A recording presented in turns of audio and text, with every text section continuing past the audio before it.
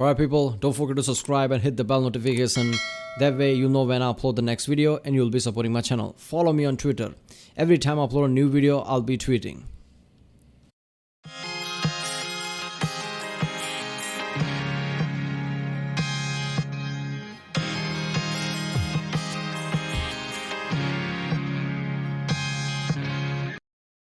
Horizon Chess, Omusuji Reacts, and this is Might and Magic 7 review. Classic RPG for cool kids by the channel ssethtzeentach.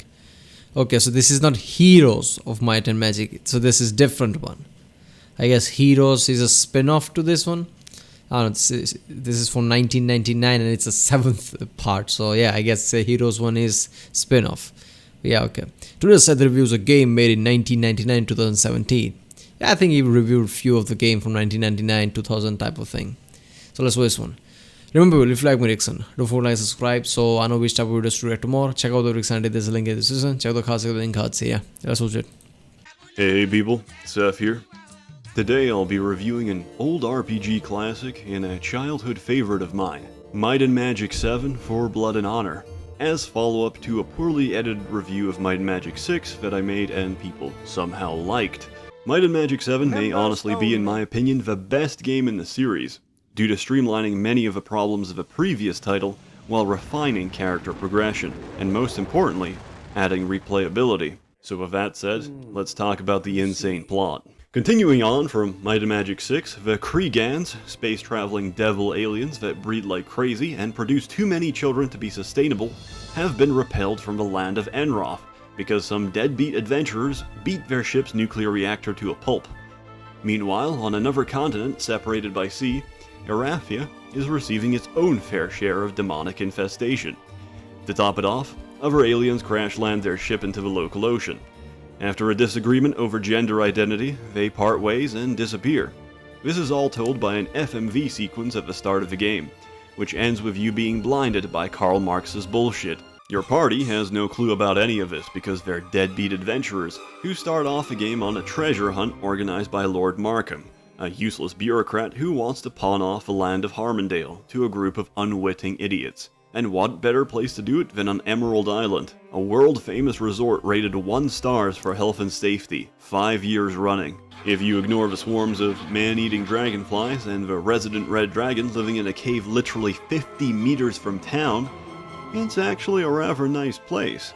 You eventually win the contest, due in no small part to the fact that all the other contestants are congenitally malformed and suffer learning difficulties. Lord Markham quickly gives you the rights to Harmondale and fucks off. Once you actually arrive to Harmondale, your butler informs you that the keep has been occupied by goblins and fallen into disrepair. Even after race cleansing the place, the goblin smegma is so heavily set into the brickwork that only dwarven bleach can hope to remove it. So you travel to the Barrow Downs, an actual place in the Hobbit, and agree to help the bearded Jews in exchange for some max-strength Sillet Bang. The bleach melts down all traces of goblin ejaculate and makes the place nice enough that people start fucking caring about Harmondale again, since Harmondale is contested territory. Thanks, Markham. The elves send their ambassador who explains that Harmondale is rightful elvish clay, and was only conquered by humans because elves subsist on a free-range, non-GMO diet of lettuce and avocado, which makes their bones brittle and their skin crack from loud noises. The human ambassador explains eloquently that Harmondale is currently Erathian territory because of previous acts of elvish aggression, such as existing and forgetting to place a "Do Not Invade Me" doormat at the entrance. Here you can choose to either side with Queen Catherine of Erathia or the shirtless elvish king from the Tolarian forest. Whichever side you choose, hostilities between the regions increase until the Seer of Harmondale passes away. As the Lords of Harmondale, the diplomatic process of choosing a successor. Alright, the story has been all over the place so far.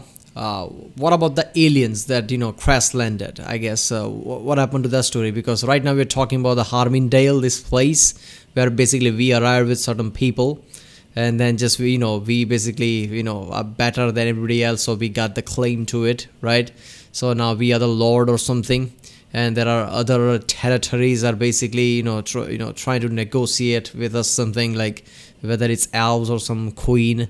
So I guess, in this game we have options to, I guess, somewhat rule a place, right? Who to ally with, who to not, I guess. Falls on you. The Wizards of Bracada Desert suggest picking their soft-spoken ambassador to quell the fighting and attempt to bring peace, while the Necromancers of Deja also bring their candidate to the table, an unqualified and inexperienced paper pusher who will only lobby in their interests and has no patience for diplomacy. Which candidate you pick determines the rest of the game, whether the elves and humans settle their border disputes or break into all-out war. The faction you choose to endorse will then invite you to talk further and figure out what's actually going on. The aliens that crash-landed on the planet are actually Ancients that split off into two opposing ideologies and now command each respective group. You'll be tasked with sabotage, assassination, and subterfuge to foil the plans of the opposing Ancients. Once all this is completed, the final mission of the game is to literally get diving suits and go deep into the ocean. There at the bottom you'll find the crashed remains of their ship, together with all the ship's security. If your party survives the onslaught, you can obtain the ship's control cube, guaranteeing victory for your chosen faction. The light side uses it to make a fucking Stargate that can dial other planets, while the dark side ending is pretty much what politicians and lawmakers think 3D printing is, with the leader using the control cube to print infinite copies of laser pistols, which he immediately tests on the follower, and everybody cheers.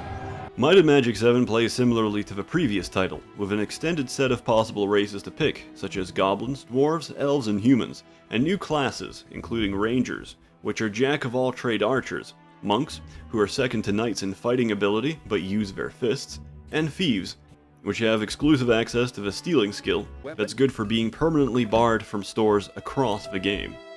Your party also runs by default, unlike in Might and Magic 6 where you had to slam down the shift key all the time.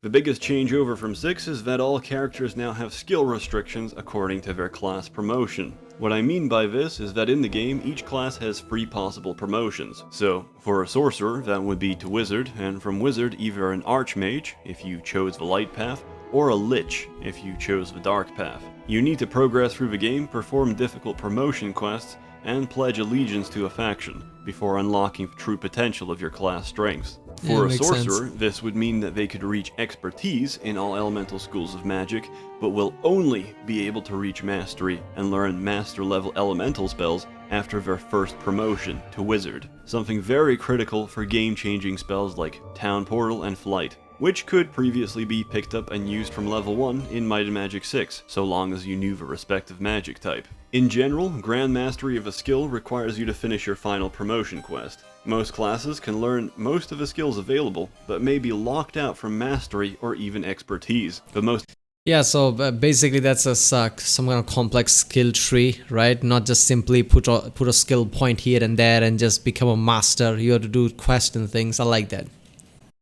Extreme example of this is alchemy, Grand Mastery of which is class restricted to a fully promoted druid, meaning that if you want to make black potions, the best potions in the game that can confer permanent stat bonuses and cure nearly every condition, you'll need a druid in your party. The game is shorter than Might and Magic 6 and encourages you to at least play through both of the different sides, and thus try a different party of adventurers. Even if you pick a party of 4 monks or something ridiculous, the game is entirely completable, as towns can be filled with hirelings and NPCs that can compensate for skills or spells that you lack, in exchange for some of the gold you earn. Because you can spacebar anytime to go into turn-based mode or switch into real-time combat, you'll find yourself plowing through dungeons very quickly with some experience. And there's a lot of fighting in this game. There's a reason they called this genre of RPGs blobbers. You go from killing goblins to killing sluts to killing behemoths and titans, and all the sprite work is gorgeous, together with orchestral music written for each area. Might and Magic 7 also added its own card game that you can play in taverns. I don't know, games like this has its own charm, right? I mean, I don't know which game it was, but I've said this in the previous one of the videos too, that certain type of old textures and graphics has its own charm. If you I guess remake it and bring it to the more the next gen type of graphics, it would feel weird, right? Some old type of graphics, some old type of bosses with the music playing has its own charm. and receive a generous tournament prize if you manage to beat all 13 innkeepers across the world. Archmage is incredibly fucking fun and requires you to pick and adjust your strategy to beat the opponent in time, with multiple victory conditions existing, such as building your towers to a certain height, reducing your opponent's tower to 0, or winning through attrition in long games by accumulating enough resources. Both players draw from an identical shuffle deck, so learning all the possible cards and how to play against them doesn't take long at all. To close off, Might and Magic 7 is probably the tightest of all the Might and Magic games created in the series, and genuinely just a whole load of fun. It's a very comfy game as well, the type of thing you can play after work with a hot cup of coffee under the blankets. If you're interested in getting a copy, there's shared discs all over the internet, although I would personally recommend you get the goodoldgames.com copy of the game, since they repackaged it into a single installer that doesn't require the disc to run, and has the music files playing without the need for a screeching optical disc drive. I've also quietly attached a link to my copy. As always, hope you enjoyed the video. I'm no longer inactive because I'm doing my master's thesis for a whole year. Unfortunately, that means I'm in the labs all week and can't really do my old job at the same time. So, I'm making this my job. Seth is shilling out, and with your hard-earned dollars, you can pay a medical professional to avoid his responsibilities and delay starting a family. If you just want to leave a tip, there's a link to my PayPal. He's doing his masters. I can't just stop but thinking he just sounds just exactly like that every time he talks. He's like, Seth, why are you talking like that? Yeah, I just talk like this. As far as Might and Magic 7, I guess this is different from Heroes of Might and Magic, right? Heroes thing is more like a chess game type of thing. Whenever there's a combat, this is just your any 90s game type of setup when it comes to combat and everything.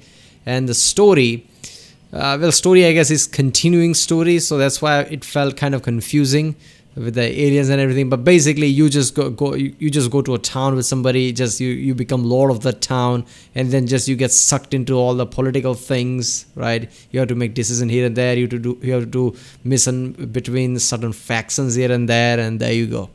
Yeah, makes sense. But I don't know, the whole setup of things, like how, the combat is, how you battle giant things, how you have teams, skill tree. You can't just master everything. You have to specify what you want to master and then just progress from there on.